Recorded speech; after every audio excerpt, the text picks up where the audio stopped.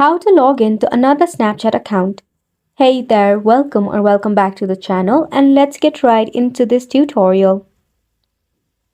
To log in into the another Snapchat account, you can actually head over and launch a Snapchat application in your device. So over here, to log into another account, firstly log out of your existing account. For that, just click on your bit emoji option, tap on the setting gear option, and scroll down to the very bottom and click on the log out button and tap on log out.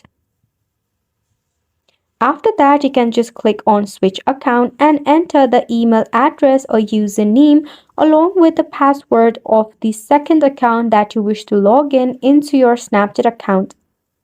After you have entered it, just tap on the login button.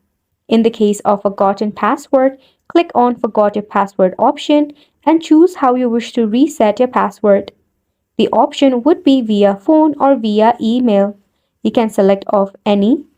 Just go ahead and enter email address and tap on Send Confirmation Code, after which you would be able to restore your account password as well. This sums up the tutorial as well. Thank you so much for tuning in. We will see you very soon.